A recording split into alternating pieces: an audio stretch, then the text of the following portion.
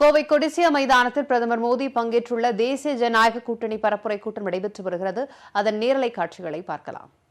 தலைவர் பெருமக்களே, வருகின்ற பெரியோர்களே, தாய்மார்களே, வாக்காளர் மக்களே, பத்திரிகையாளர்களே, ஊடக நபர்களே, அத்தனை பேருக்கும் பணிவான வணக்கத்தை இந்த நேரத்திலே சமர்ப்பித்து, இன்றைய தினம் கோவையிலே நடைபெறுகின்ற மிகப்பெரிய தேர்தல் பிரச்சார கூட்டம்.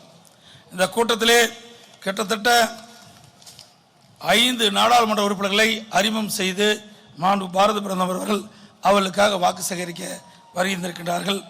இன்றைக்கு தென்னிந்தியாவின் மான்செஸ்டர் என்று புகழ்பெற்ற கோவை நாட்டின் மீது பற்று கொண்டுள்ள நாம் இங்கே ஒன்று கூடியிருக்கின்றோம். நாட்டில் நிலையான ஆட்சி, திறமையான பாரத பிரதமர், வலுமிக்க பாரத பிரதமர், மாண்புமிகு பாரத பிரதமர் நரேந்திர மோடி அவர்கள் மீண்டும் பாரத பிரதமராக வருவதற்காக நடைபெறுகின்ற மிகப்பெரிய பொதுக்கூட்டம் நம்முடைய கொங்கு மண்டலத்திலே.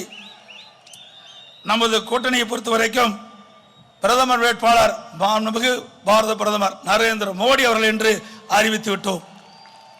அதே நேரத்திலே எதிரணியில் இருக்கின்றவர்கள் தேடி தேடி பார்த்து பிரதமரை பார்க்கின்றார்கள். இதுவரை பிரதமரை கண்டுபிடிக்க முடியவில்லை. ஆனால் தமிழ்நாட்டில் இருக்கின்ற திராவிட முன்னேற்ற கழகத்துடைய தலைவர் மட்டும், காங்கிரசுடைய தலைவர் திரு ராகுல் காந்தி அவர்கள் எங்களுடைய பிரதமர் வேட்பாளர் என்று குறிப்பிட்டிருக்கின்றார்.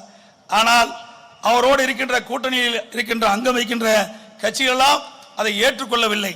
ஒவ்வொரு மாநிலத்திலும் ஒவ்வொருவரும் பிரதமராக வேண்டும் என்று நிலைப்பாட்டில் இருக்கின்ற காரணத்தினாலே அங்கே ஒரு ஒற்றுமை இல்லை. ஆகவே இதுவரை இந்தியாவில் இருக்கின்ற பல்வேறு மாநிலத்தில் இருக்கின்ற கட்சியுடைய தலைவர்களெல்லாம் பிரதமர் வேட்பாளர் யார் என்றே சொல்லாமல் இன்னைக்கு நாடாளுமன்ற தேர்தலை சந்தித்துக் கொண்டிருக்கின்றார்கள். அவர்களுடைய அணியை சொல்வதெல்லாம் தேர்தல் முடிந்த பிறகு பிரதமரை தேர்ந்தெடுப்போம் என்று. ஆனால் நம்முடைய அனைத்து இந்திய அண்ணா திராவிட முன்னேற்ற கழக தலைமையில் அமைக்கப்பட்ட கூட்டணி பாரத பிரதமர் மீண்டும் பாரத பிரதமராக வர வேண்டும், அவர்தான் பாரத பிரதமர் வேட்பாளர் என்று அறிவிக்கப்பட்டு விட்டோம். அது மட்டுமல்ல, இந்திய நாட்டில் இருக்கின்ற நம்முடைய பல்வேறு மாநிலத்திலும் பாரதிய ஜனதா கட்சி கூட்டணி அமைத்திருக்கின்றன.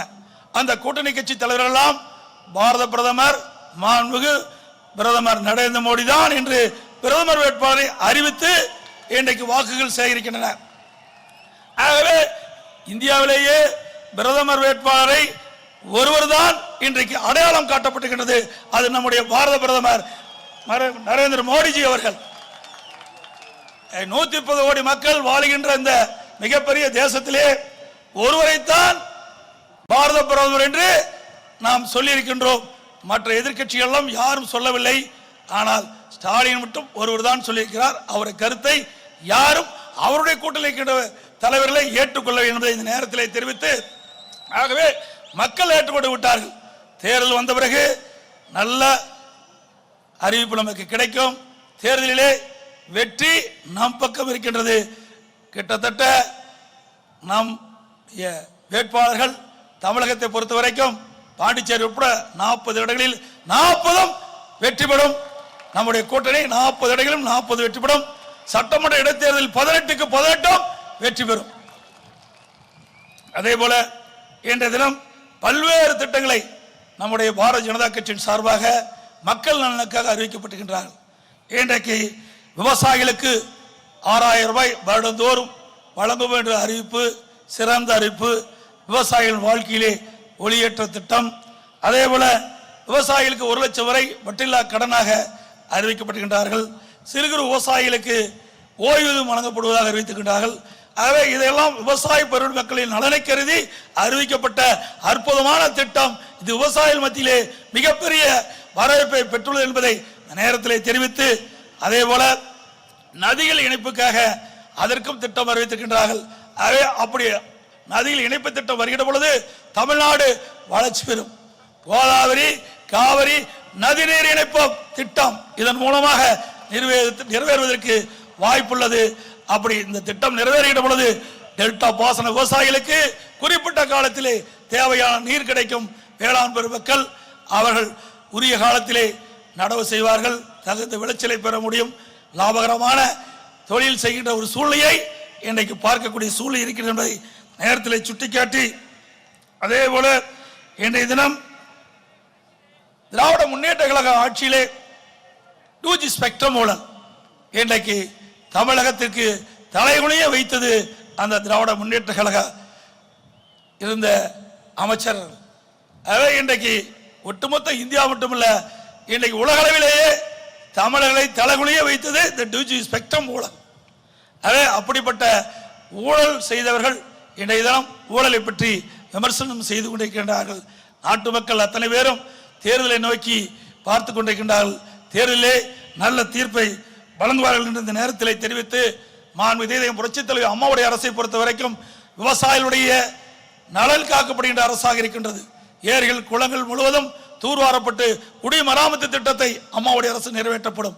அதே போல பெய்கின்ற மழை நீர் ஒரு சொட்டு நீர் கூட வீணாக கூடாது என்பதற்காக அம்மாவுடைய அரசு ஆங்காங்கே நதியின் குறுக்கே தடுப்பணை, ஓடையின் குறுக்கே தடுப்பணை கட்டி பெய்கின்ற நீர் முழுவதும் சேமித்து வைக்கப்பட்டு நிலத்தடி நீர் உயர்ந்து விவசாயத்துக்கு தேவையான நீர் கிடைக்கக்கூடிய சூழ்நிலையை அம்மாவுடைய அரசு உருவாக்கும் என்பதை இந்த நேரத்தில் தெரிவித்து, அதே போல மத்திய அரசு இன்றைக்கு நம்முடைய கோவை, திருச்சி, சேலம், சென்னை போன்ற இடங்களிலே தொழிற்சாலைகள் உருவாவதற்கும் இளைஞர்களுக்கு வேலைவாய்ப்பு கிடைப்பதற்கும் இன்றைக்கு டிஃபென்ஸ் காரிடார் திட்டத்தை இன்னைக்கு உருவாக்கி தொழில் வளம் வைக்க நகரமாக இதையெல்லாம் கொண்டு வருகின்ற பொழுது, திட்டம் கொண்டு வருகின்ற பொழுது தொழில்மிக்க நகரமாக இருக்கும். இதனால் வேலைவாய்ப்பு பெருகும்.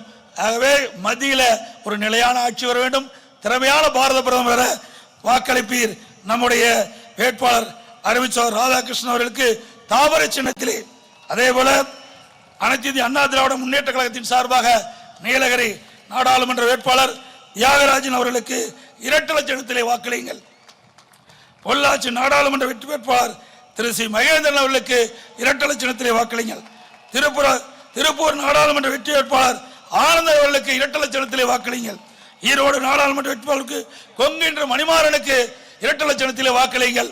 ஆகவே தமிழகம் முழுவதும் போட்டியிடுகின்ற நம்முடைய கூட்டணி வேட்பாளர்களுக்கு அந்தந்த தொகுதியிலே போட்டியிடுகின்ற வேட்பாளருக்கு அந்தந்த சின்னத்திலே வாக்களித்து மிகப்பெரிய வெற்றியை தேடித்தார்கள்.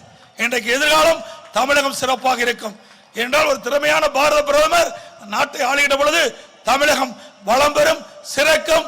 ஆகவே நம்முடைய திறமையான தகுதி வாய்ந்த பாரத பிரதமர் நரேந்திர மோடிஜி அவர்கள் மீண்டும் பாரத பிரதமராக நாம் தமிழகத்திலே 100க்கு 100 வெற்றியை அவருக்கு தருவோம். 40 நமதே என்று சொல்லி வாய்ப்புக்கு நன்றி கூறி விடைபெறுகின்றேன். நன்றி, வணக்கம்.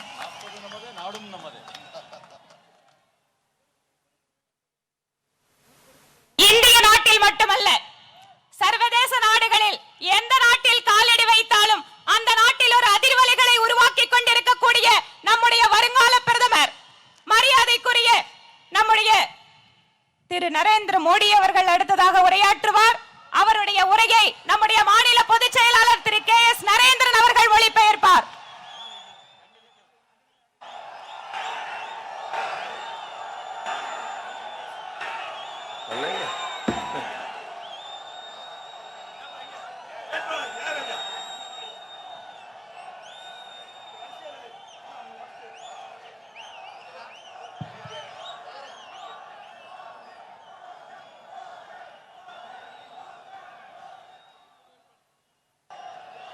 வணக்கம்.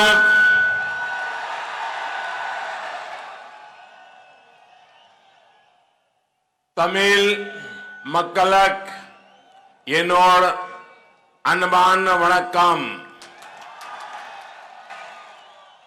மருதம்லை முருகனுக்கு அரோஹரா.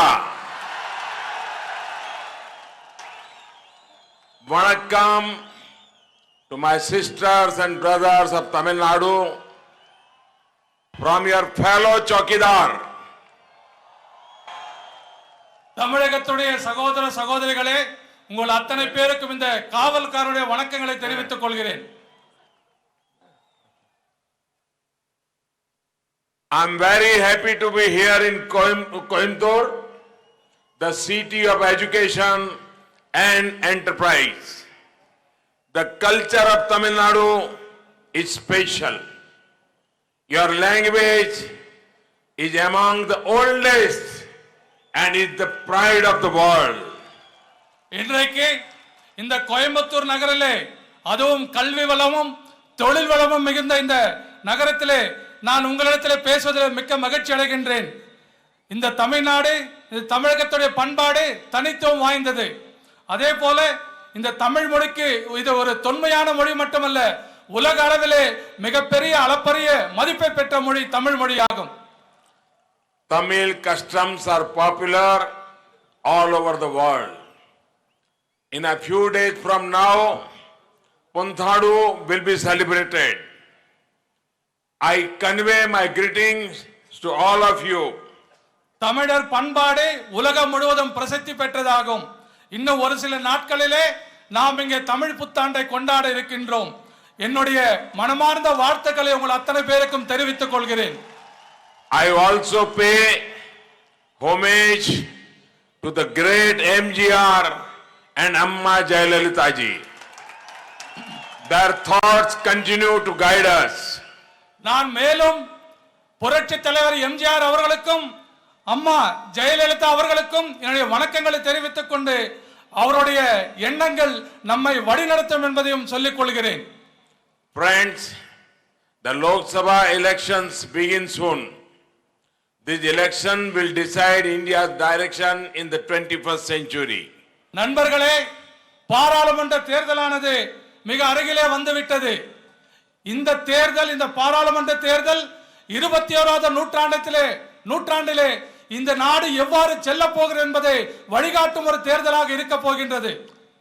These elections are a contest between pro-people work of NDA and anti-people agenda of opposition. NDA's commitment of a stable government versus the opposition's desire for an unstable government so that they can enjoy power. இந்த தேர்தலானது இரண்டு கட்சிகளுக்குமான, இரண்டு கூட்டணிகளுக்குமான ஒரு போட்டியாக இருக்க போகின்றது. மக்களுக்காக பாடுபடுகின்ற தேசிய ஜனநாயக கூட்டணி ஒரு பக்கம், மற்றொரு பக்கம் மக்களுக்கு எதிராக இருக்கின்ற எதிர்கட்சிகள் அத்தனை ஒரு பக்கம். அது மட்டுமல்ல, நம்முடைய தேசிய ஜனநாயக கூட்டணி கட்சியானது ஒரு நிலையான அரசாங்கத்தை ஆட்சி செய்ய வேண்டும் என்று விரும்புகிறது. ஆனால் எதிர்கட்சிகளோ ஒரு நிலையற்ற அரசாங்கத்தை அமைத்து அதன் மூலமாக அதிகாரத்தை கைப்பற்ற துடித்துக் கொண்டிருக்கின்றது. This is a fight between our mission of serving the poor and the opposition's designs to capture power. Over the last few years, the NDA government at the center has governed with the mantra of Sabka Saath Sabka Vikas. Our development schemes have ensured ease of living for millions. அது மட்டுமல்ல, நாம் மக்களுக்காக சேவை செய்வதற்காக ஆட்சிக்கு வர நாம் விரும்புகின்றோம். ஆனால் எதிர்கட்சிகளோ அதிகாரத்தை கைப்பற்றுவதற்காக இந்த ஆட்சிக்கு வர அவர்கள் சண்டையிட்டுக் கொண்டிருக்கிறார்கள். அது மட்டுமல்ல, கடந்த 5 ஆண்டு காலத்திலே தேசிய ஜனநாயக கூட்டணியுடைய ஆட்சி நம்முடைய முக்கியமான மந்திரமான அனைவருக்காகவும் அனைவரும் உள்ளடக்கிய வளர்ச்சி என்ற ஒரு மந்திரத்தை முன்வைத்துதான் நாம் ஆட்சி செய்திருக்கின்றோம். அது மட்டுமல்ல, நம்முடைய அத்தனை வளர்ச்சி திட்டங்களும் பல கோடிக்கணக்கான மக்களுடைய வாழ்க்கையிலே மிக நிம்மதியை கொடுத்திருக்கின்றது. Friends, India can realize its true potential when our security needs are taken care of. The NDA government has attached topmost priority to our defense sector and strategic interests. நண்பர்களே, இந்தியாவிற்கு எப்பொழுதெல்லாம் பாதுகாப்பு தேவையோ அதில் நாம் உறுதியாகவும் நிலைப்பாடோடும் இருந்து கொண்டிருக்கின்றோம். தேசிய ஜனநாயக கூட்டணி நம்முடைய மிக முக்கியமான கடமையாக இந்த பாதுகாப்பு துறையும் இந்த நாட்டுடைய பாதுகாப்புகளையும் நாம் கவனம் அதிகமாக செலுத்தி வருகின்றோம். In our vision for a secure India, Tamil Nadu has a special role. This is one of the states where a modern defense corridor will come up. This will make India self-sufficient in this defense production. It will also bring investment to Tamil Nadu and give employment opportunities to the local youth. பாதுகாப்பான இந்த நாட்டை உருவாக்குவதிலே தமிழகத்துடைய பங்கு மிகப்பெரிய முக்கியமான பங்கா இருக்க போகின்றது. இந்த நாட்டில் இருக்கக்கூடிய ஒரு சில மாநிலங்களே முக்கியமாக பாதுகாப்புத்துறை தளவாடங்கள் சம்பந்தப்பட்ட நிலையங்கள் அமைக்கப்பட இருக்கின்றன. ஆகவே அது தமிழகத்தில் அமைக்கப்பட இருக்கின்றோம். இது நம்முடைய நாட்டை இந்த இராணுவத்திலே சுய சார்புள்ள தன்மையாக நம்மை மாற்றிவிடும். அது மட்டுமல்ல, இது தமிழகத்திற்கு அதிகமான முதலீடுகளை கொண்டு வருவது மட்டுமல்ல, அதன் மூலமாக பல்லாயிரக்கணக்கான இளைஞர்களுக்கு புதிய வேலை வாய்ப்புகளை உருவாக்கின்ற ஒரு திட்டமாகவும் இது இருக்கும். Friends, I am sad to say that the opposition has no plan when it comes to national security. Their soft attitude made India helpless in front of forces of terror for many years. When they were in power, innocent Indians became targets of terrorists. Attacks happened in many cities, but the Congress did little. நண்பர்களே, இந்த எதிர்க்கட்சிகள் நிற்கும் பொழுது மிகவும் சோகமாக இருக்கின்றது. இந்த எதிர்க்கட்சிகளானது இந்த நாட்டுடைய பாதுகாப்பை குறித்து கொஞ்சம் கூட கவலைப்படாமல் இருந்து கொண்டிருக்கின்றது. அது மட்டுமல்ல, எதிரிகள் மீது மிக மென்மையான தன்மையை கடைபிடிக்கின்றது எதிரிகள் மீது. அதே போல நம்முடைய பாதுகாப்புத்துறை பல்வேறு காலகட்டங்களிலே பயங்கரவாதிகள் தாக்கப்படும் பொழுது அது எதுவுமே செய்யாமல் கையை கொட்டை கொண்டு வேடிக்கை பார்த்து வந்திருக்கின்றது. அதே போல ஆனால் நாம் அதிகாரத்தில் இருக்கும் பொழுது மன்னிக்கும் அவர்கள் அதிகாரத்தில் இருக்கின்ற பொழுது அப்பாவி இந்தியர்களை கொண்டு குவிக்கின்ற பொழுது அவர்களை பல்வேறு நகரங்களை தாக்குதல் நடத்திய பொழுது கூட காங்கிரஸ் அரசாங்கம் செய்தது வெறும் கொஞ்சம் மட்டுமே. Your own city saw a deadly terror attack in February 1998. The weak manner in which the United Front, Congress government at the center and the DMK government in Tamil Nadu reacted is known to you all. நண்பர்களே, உங்களுடைய கோயம்புத்தூர் நகரத்திலே 1998 ஆண்டு பிப்ரவரி மாதத்தில் நடந்த குண்டுவெடிப்பை நம்மால் மறக்க முடியாது. அந்த சமயத்திலே இந்த நாட்டை காங்கிரஸ் கட்சியும் இங்கே ஆண்ட திராவிட முன்னேற்ற கழகம் எப்படி செயல்பட்டது, மோசமாக செயல்பட்டது என்பது நமக்கு நன்றாக தெரியும். Today's India is different. Anyone who dares to attack India will get a strong response. We will pay back in the same coin and with compound interest. நண்பர்களே, இன்றைய இந்தியா பழைய இந்தியா இல்ல, இது புதிய இந்தியா, இது மாறுபட்ட இந்தியா. இன்றைக்கு தீவிரவாதிகள் யாராவது நமக்கு எதையாவது கொடுக்க நினைத்தால் அது அசலும் வட்டியமாக அவர்களுக்கு திருப்பி கொடுக்கப்படும் என்பதை நான் சொல்லிக் கொள்கிறேன். Friends, I just do not understand our friends in the opposition. They are always suspecting our army and air force. They keep asking, did surgical strike happen? Did air strike happen? An alliance with such thinking can never protect India or you. நண்பர்களே, எனக்கு ஒரு விஷயம் புரியாமல் இருக்கிறது. எதிர்க்கட்சியில் நினைக்கின்ற பொழுது அவர்கள் கேட்கிறார்கள், சர்ஜிக்கல் ஸ்ட்ரைக் என்று ஒன்று நடந்ததா, அதே போல விமான தாக்குதல் நடந்ததா என்று கேட்கிறார்களே. எனக்கு அந்த விஷயம் புரியாமல் இருக்கின்றது. ஆனால் இது போன்ற எண்ணங்கள் இந்த நாட்டை காப்பாற்றுவது மாத்திரம் நாம் புரிந்து கொள்ள வேண்டும். Friends, these days the opposition has started asking, why is Modi talking about nationalism? Friends, it is a crime to be a nationalist. நண்பர்களே, இப்பொழுதெல்லாம் எதிர்க்கட்சிகள் கேட்கின்றது, மோடி ஏன் இப்பொழுது தேசியத்தை பற்றி பேசிக் கொண்டிருக்கிறார்? நண்பர்களே, நான் கேட்கிறேன், தேசியத்தை பற்றி பேசுவது அது அவ்வளவு பெரிய குற்றமா? I want to tell the opposition, it is our nationalism that ensured every Indian family has a bank account. It is our nationalism that inspired us to launch the world's largest healthcare program, Ayushman Bharat. 50 crore Indians will benefit from Ayushman Bharat. நண்பர்களே, எதிர்க்கட்சிக்காரர்கள் நான் சொல்லிக் கொள்ள விரும்புகின்றேன், இந்த தேசிய தன்மைதான் ஒவ்வொரு இந்தியருக்கும் அவர்களுக்கு வங்கியிலே கணக்குகள் ஆரம்பிப்பதற்கு உதவியாக இருந்தது.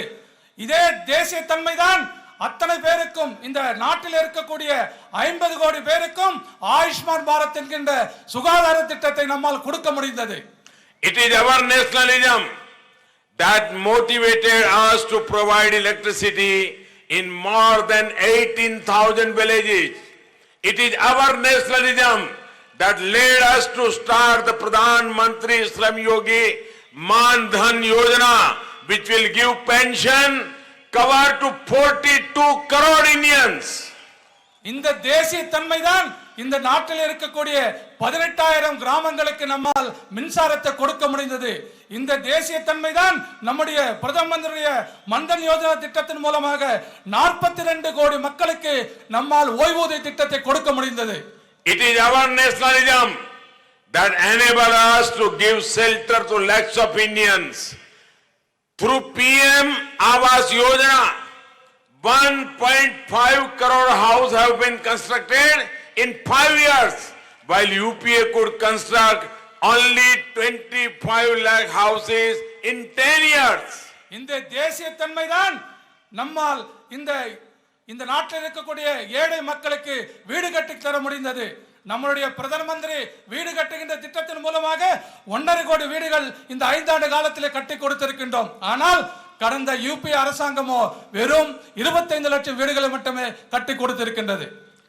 We were nationalists, we are nationalists, and we will remain nationalists. நாங்கள் தேசியவாதிகளாக இருந்தோம், தேசியவாதிகளாக இருந்து கொண்டிருக்கின்றோம், தேசியவாதிகளாகத்தான் இருப்போம் என்பதை சொல்லிக் கொள்கிறேன்.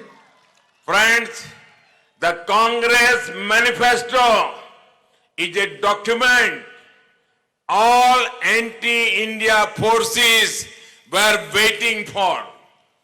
I made terrorists very happy. It made terrorists very happy. It says bail is the rule and jail is the exception. I was shocked to read this, but when I saw that the recounting minister headed the manifesto committee, I was not surprised. After all, getting bail is important for his own existence, and do not forget his bosses are also on bail for tax fraud.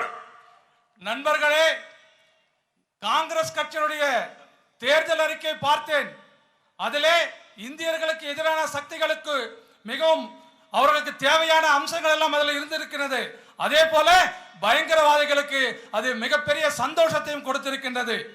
அவர்கள் அந்த அறிக்கையில சொல்லியிருக்கிறார்கள், fail வாங்குவதுதான் இந்த எங்களுக்கு ஆட்சிக்கு வருகின்றோம், அதே போல ஜெயிலில் இருப்பதெல்லாம் எங்களுக்கு ஒரு கணக்கே இல்லை என்று சொல்லுகிறார்கள். அது மட்டுமல்ல, எனக்கு மிகவும் அதிர்ச்சியாக இருந்து கொண்டிருக்கின்றது.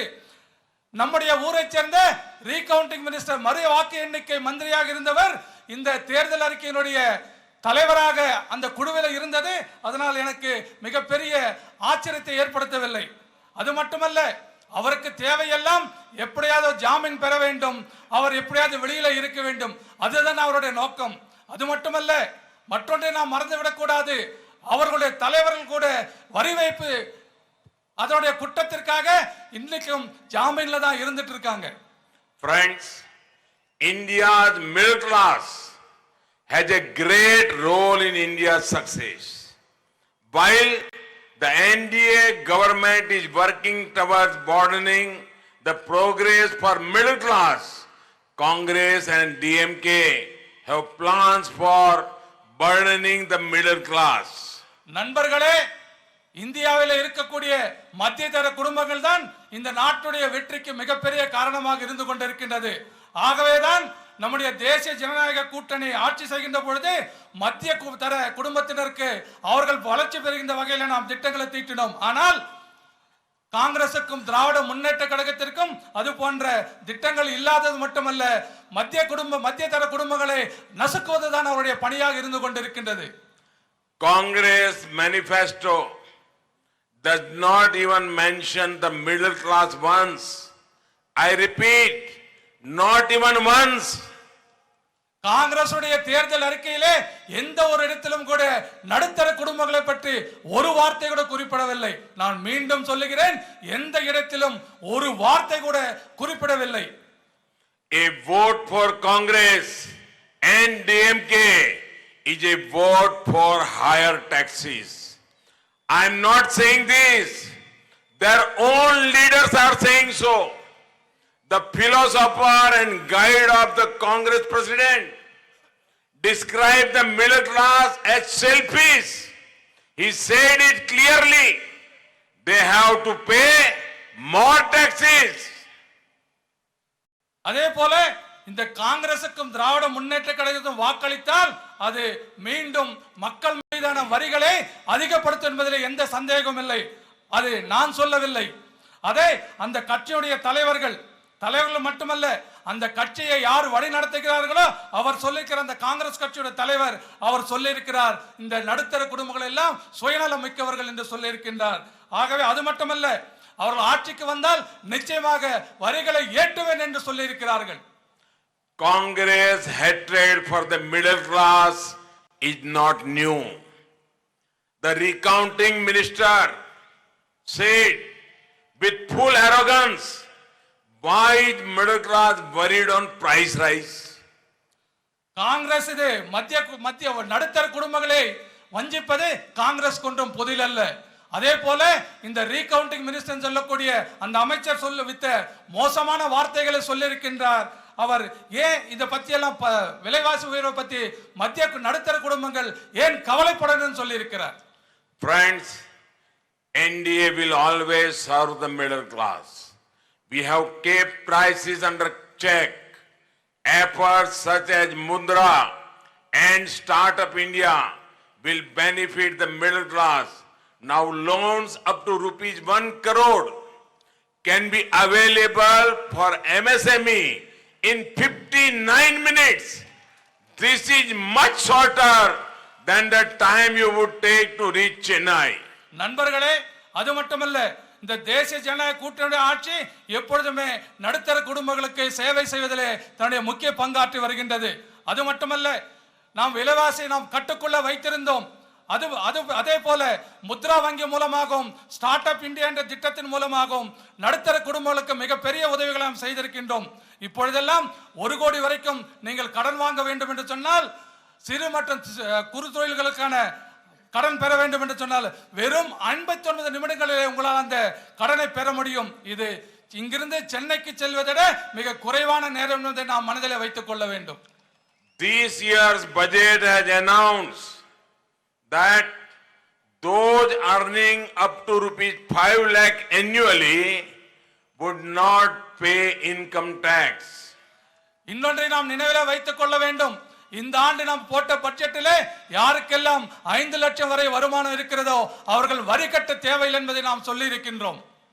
We will ensure that the hard earned money and talent of the middle class is devoted towards the empowerment of India, not to further vote bank politics of the Congress. நான் உங்களுக்கு மற்றொரு உறுதியை அளிக்கின்றேன். நீங்கள் கஷ்டப்பட்டு சம்பாதித்த பணம், அதே போல நடுத்தர குடும்பத்தில் இருக்கின்ற அவர்களுடைய அறிவுத்திறன், இவங்களையெல்லாம் நம்முடைய நாட்டுடைய வளர்ச்சிக்காக நான் பயன்படுத்துவேன். அவர்களை நிச்சயமாக அரசியலுக்காக, வாக்கு வங்க அரசியலுக்காக அவர்களை பயன்படுத்த மாட்டேன் என்று நான் உறுதி சொல்லுகிறேன். Friends, if Congress and their colleagues will raise your taxes, they will also destroy our traditions. நண்பர்களே, காங்கிரஸ் மீண்டும் ஒருமுறை வரிகளை உயர்த்தினால் அது நம்முடைய பாரம்பரியத்தை ஒழித்துவிடும் என்பதை நான் உங்களுக்கு சொல்லிக் கொள்கிறேன். Kerala is not far from here. The Congress and Communists are together in destroying the culture of Kerala. Their stand on Sabarimala has a vote bank politics written all over it. Kerala இங்கிருந்து வெகு தூரத்திலே இல்லை. அங்கே காங்கிரஸ் கட்சியும் communist கட்சியும் 2 பேரும் ஒன்றாக சேர்ந்து கொண்டு கேரள மாநிலத்துடைய பாரம்பரியத்தை அங்கே சீரழித்துக் கொண்டிருக்கின்றது. அது மட்டுமல்ல, 2 பேரும் ஒருங்கிணைந்து அங்கே சபரிமலையிலே ஐயப்பனுடைய புனிதத்தை கெடுக்கின்ற வகையிலே வெறும் ஓட்டு அரசியலுக்காக அங்கே அவர்கள் அனைத்து தவறுகளையும் செய்து கொண்டிருக்கிறார்கள். From Coimbatore, I want to tell them the force of the communists will not be enough to destroy our faith. People will never accept the double standards of Congress and their colleagues. BJP stands strongly with the culture and people of Kerala. நான் இந்த கோயம்புத்தூர் மண்ணில நின்று கொண்டு சொல்லுகிறேன், இந்த communist கட்சிகள் நீங்கள் என்ன செய்தாலும் எங்களுடைய நம்பிக்கையை உங்களால் அடிக்கவே முடியாது. அதே போல மக்கள் காங்கிரஸ் கட்சியுடைய இரட்டை வேடத்தையும் ஒருபோதும் ஏற்றுக்கொள்ள மாட்டார்கள். பாரதிய ஜனதா கட்சி உறுதியோடு கேரள மக்களுடைய அவர்களுடைய பாரம்பரியத்தை காக்கின்ற வகையிலே அவர்களோடு நிற்போம் என்று சொல்லுகிறேன். Friends, I'm fully sensitive to your needs and assure you, your chokidar will never let honest enterprise down. Small and medium enterprise will always get the support they desire from the BJP and NDA. That is why, based on your feedback, we have made GST simpler and will continue doing so in the times to come. நண்பர்களே, உங்களுடைய உணர்வுகளுக்கு நான் மிகப்பெரிய மதிப்பளிக்கின்றேன். உங்களுக்கு நான் ஒரு உறுதிமொழியை கொடுக்கின்றேன். நான் பாரதிய ஜனதா கட்சி உங்களை எப்பொழுதும் இந்த சிறு மற்றும் குறு தொழில்களை ஒருபோதும் உங்களை கைவிடாத மட்டுமல்ல, நிச்சயமாக உங்களுக்கு என்ன தேவை இருக்கின்றதோ அதை பாரதிய ஜனதா கட்சியும் தேசிய ஜனநாயக கூட்டணியும் நிறைவேற்றும் என்று சொல்லுகிறேன். அது மட்டுமல்ல, உங்களுடைய ஆலோசனையின் பேரிலே தான் இந்த ஜிஎஸ்டி 2-3 முறை நாம் மாற்றி அமைத்து அது மக்களுக்கு பயனளிக்கின்ற வகையிலே அதை எளிமைப்படுத்தி இருக்கின்றோம். We understand the importance of the textile sector and have worked to provide support in all possible ways to the industry. GST issues of the sector have been solved to a great extent and will always be open to suggestions from the sector. நமக்கு நன்றாக புரிகிறது, இங்க இருக்கின்ற ஆடை தயாரிப்பு நிறுவனங்களுடைய உங்களுடைய பிரச்சனை என்னவென்று நம்மால் புரிந்து கொண்டு உங்களுக்கு நாம் ஆதரவாக நிற்பதற்கு உறுதியோடு இருந்து கொண்டிருக்கின்றோம். உங்களுக்கு இந்த ஜிஎஸ்டி என்பதிலே இந்த பகுதியில் இருக்கக்கூடிய இந்த பிரச்சனைகளை நாம் நிச்சயமாக அதை சரி செய்வதற்காக முழு முயற்சி செய்வோம் என்று அதற்காக உங்களுடைய ஆலோசனைகளை நான் வரவேற்கின்றேன் என்றும் சொல்லிக் கொள்கிறேன். NDA government has given subsidies worth over rupees 7,000 crore to weavers for better machinery. Support is being given to weavers and business units for upgrading power looms. Our 2 lakh looms have been upgraded, out of which almost 60% are in Tamil Nadu. அது மட்டுமல்ல, இந்த தேசிய ஜனநாயக கூட்டணி ஆட்சியானது இதுவரைக்கும் நெசவாளர்களுக்கு 7,000 கோடிக்கும் அதிகமாக உங்களுக்காக நாங்கள் உதவி செய்திருக்கின்றோம். அதே போல உங்களுக்கு கொடுக்கின்ற உதவிகள் உங்களுடைய வளர்ச்சிக்காக, உங்களுடைய தொழிற்சாலைகளை மேம்படுத்துவதற்காக, குறிப்பாக பவர்லூம் என்று சொல்லக்கூடிய அந்த செக்டருக்கு 2 லட்சத்துக்கும் அதிகமான தொழிற்சாலைகள் நாம் அதற்காக முக்கியத்துவம் கொடுத்திருக்கின்றோம். அதிலே 66% தமிழ்நாட்டில் இருக்கின்ற பவர்லூம்ஸ் என்பதையும் நான் சொல்லிக் கொள்கிறேன். Friends, the time has come for women-led development. This is reflected in our work. Out of the 7 crore Ujjwala Yojana beneficiaries, most have been women. Houses under the PM Awas Yojana are allotted in the name of women. The maternity bill was amended during our tenure to give maternity leave of 26 instead of the 12 earlier. நண்பர்களே, இது மகளிருக்காகவும் பாடுபடுகின்ற ஒரு அரசாங்கமாக மகளிர் மேம்பாட்டிற்காகவும் நாம் பல்வேறு திட்டங்களை செய்திருக்கின்றோம். அதே நாம் ஏற்கனவே 7 கோடி மகளிருக்கு நாம் இலவசமாக கேஸ் இணைப்பை நாம் இங்கே கொடுத்திருக்கின்றோம். அதுவும் பெரும்பாலான அதிலே வாய்ப்பு பெற்றவர்கள் பெண்கள் கட்சிகள் என்பதை நான் சொல்லிக் கொள்கிறேன். அதே போல பிரதமருடைய வீட்டு கட்டும் திட்டத்திலே, வீடு கட்டும் திட்டத்திலே கூட அதிகமாக பெண்கள் பெயரிலே தான் இருக்கின்ற வீடுகளுக்கு நாம் கொடுத்திருக்கின்றோம். அதே போல தாய்மார்கள் கருவுற்றிருக்கின்ற பொழுது ஏற்கனவே கடந்த ஆட்சியிலே வெறும் 12 வாரங்கள் இருந்ததை, லீவ் என்பது இருந்ததை இப்பொழுது 26 வாரங்களாக நாம் அதிகரித்திருக்கின்றோம். Friends, Congress and DMK are anti-women parties.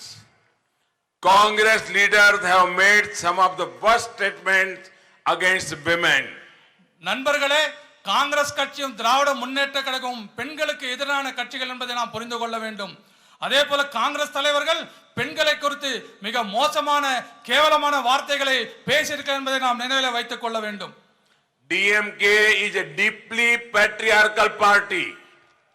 Never forget how badly DMK leaders ill-treated Amma Jayalalitha ji. நண்பர்களே, திராவிட முன்னேற்ற கழகம் ஒரு மோசமான கட்சி என்பதில் நமக்கு எந்தவித சந்தேகம் இல்லை. ஒரு விஷயத்தை நம்மால் மறந்துவிட முடியாது. திராவிட முன்னேற்ற கழகத்தின் தலைவர்கள் நம்முடைய அம்மா ஜெயலலிதா அவர்களை எவ்வளவு தரக்குறைவாக பேசினார் என்பதை நம்மால் மறந்துவிட முடியாது. It is shameful that the same leaders who ill-treated her get the place of pride in DMK release. Can such a party ever protect the women of Tamil Nadu? நண்பர்களே, இது மிகவும் திராவிட முன்னேற்ற கழகத்துடைய கூட்டங்களில், தேர்தல் கூட்டங்களில் பேசுகின்ற பொழுது அம்மா அவர்களை மிகவும் மோசமாக பேசி வருகின்றார்கள். அது மட்டுமல்ல, இது போன்ற கட்சிகள் இங்க இருக்கின்ற தமிழ்நாட்டில் இருக்கின்ற மகளிரை காப்பாற்றும் என்று நீங்கள் நம்புகிறீர்களா? Friends, our policies are based on your feedback. While preparing the Sankalpa Patra, our manifesto, we got valuable feedback from the people of Tamil Nadu and other parts on better use of water resources. நண்பர்களே, நம்முடைய கொள்கைகளானது மக்களிடத்தில், உங்களிடத்தில் வருகின்ற ஆலோசனைகளின் பேரில் தான் நாம் செய்து கொண்டிருக்கின்றோம். அது மட்டுமல்ல, நாங்கள் இப்பொழுது ஒரு உறுதிமொழி பத்திரம் கொடுத்திருக்கின்றோம், தேர்தல் அறிக்கை. அதிலே கூட தமிழகத்திலிருந்து வந்த ஆலோசனை அத்தனை ஏற்றுக்கொண்டிருக்கின்றோம். அதில் முக்கியமான ஆலோசனையானது எப்படி நாம் நீரை சேகரிப்பது என்பதை குறித்து அதிலே நாம் சேர்த்திருக்கின்றோம். Water shortage is one of the major challenges facing the world. India stands ready to take the lead in solving the issue. Our Sankalpa Patra assured a separate ministry to solve water problems. A special task force would be made to ensure proper use of water resources. அதே போல வருங்காலத்திலே தண்ணீர் பற்றாக்குறை மிகப்பெரிய அச்சுறுத்தலாக இருந்து கொண்டிருக்கின்றது உலகம் முழுவதும். ஆனால் இந்தியா அதை எவ்வாறு சரி செய்வது குறித்து நாம் அதிலே முக்கியமாக பங்காற்றி கொண்டிருக்கின்றோம். அதே போல நம்முடைய தேர்தல் அறிக்கையிலே, உறுதிமொழி பத்திரத்திலே அதற்காக தனியாக ஒரு அமைச்சரை அமைக்கப்பட்டு இந்த தண்ணீர் பிரச்சனை தீர்ப்பதற்காக என்னவெல்லாம் செய்ய முடியுமோ அத்தனையும் செய்வோம் என்பதை அதிலே நாம் குறிப்பிட்டிருக்கின்றோம். அதே போல நம்முடைய இருக்கின்ற நீர்நிலைகளை எவ்வாறு பாதுகாப்பது என்பது குறித்து கூட அதில் குறிப்பிட்டுள்ளோம். We would be working with a mission mode on cleaning and linking our rivers, strengthening water conservation, using technology for better irrigation methods and rainwater harvesting. We have already announced a separate ministry for fishermen welfare. அது மட்டுமல்ல, நாம் இதற்காக ஒரு தனியாக ஒரு போர்க்கால அடிப்படையிலே எப்படி தண்ணீரை சுத்தப்படுத்துவது, நதிகளை எவ்வாறு இணைப்பது, அதே போல நதியில் இருக்கக்கூடிய தண்ணீரை எவ்வாறு பாதுகாப்பது, புதிய உத்திகளை கையாண்டு அதன் மூலமாக எப்படி நாம் நீர்ப்பாசன முறையை மேம்படுத்துவது, அதே போல கடல் நீரை குடி தண்ணீராக மாற்றுவது, அத்தனைக்கு மேலாக மழை நீரை எவ்வாறு சேமிப்பது, இதற்காக மிகப்பெரிய திட்டங்களை நாம் செய்திருக்கின்றோம். அது மட்டுமல்ல, ஏற்கனவே மீனவர்களுக்காக தனி அமைச்சரகம் அமைக்கப்படும் என்பதை நாம் ஏற்கனவே உறுதியளித்திருக்கின்றோம். Friends, these elections are special.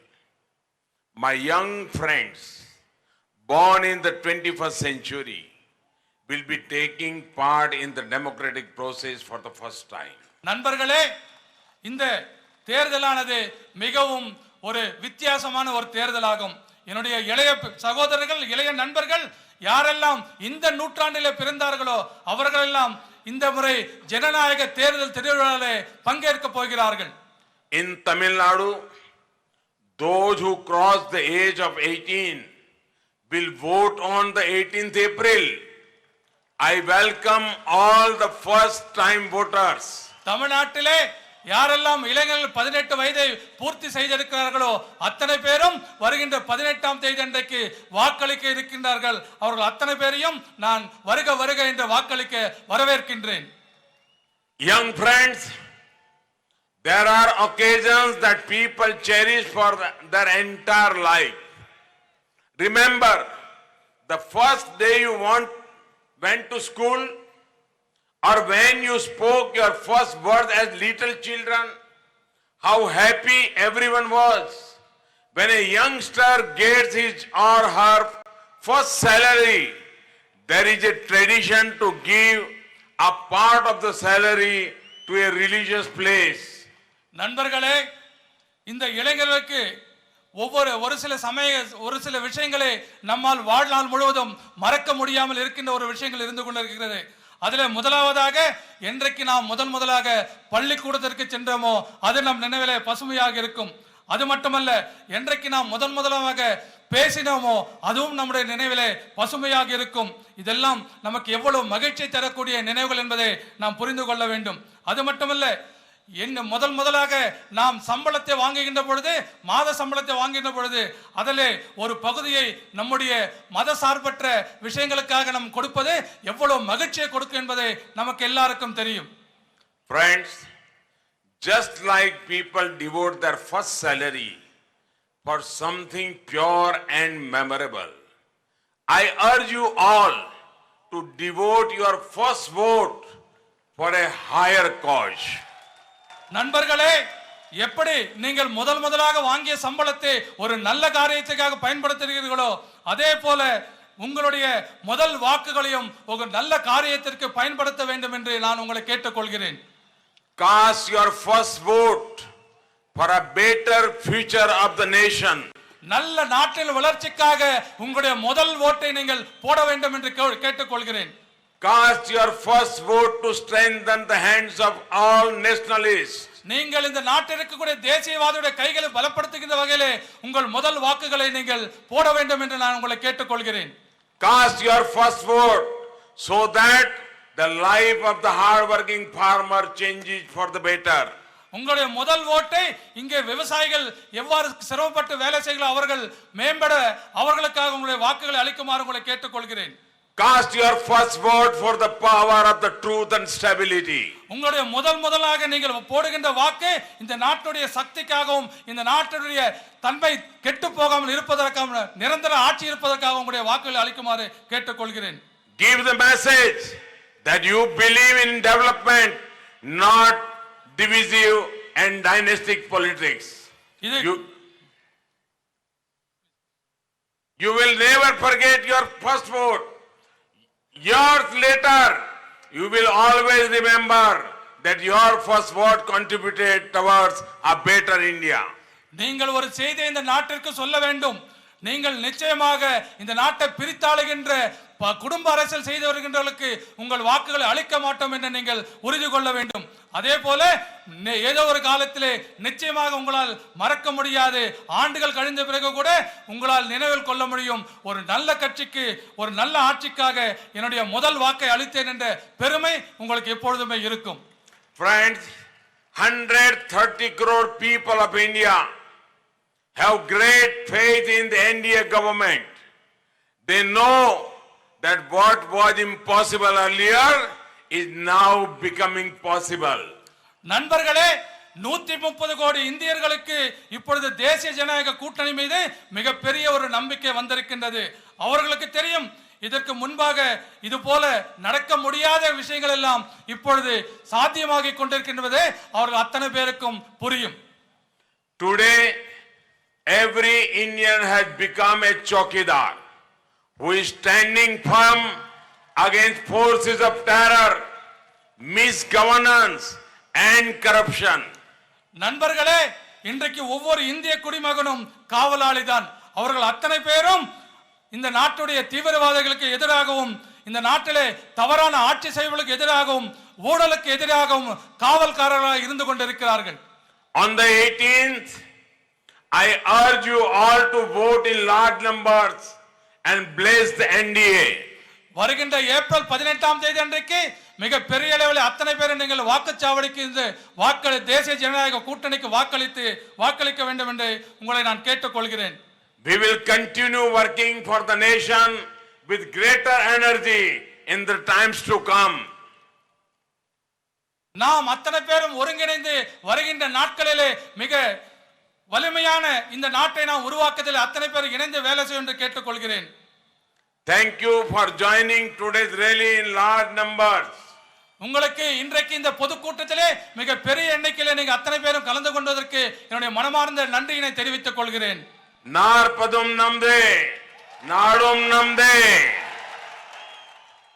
Bharat Mata ki. Jai Bharat Mata ki. Jai Bharat Mata ki. Jai. Thanks to everybody. Vanakkam.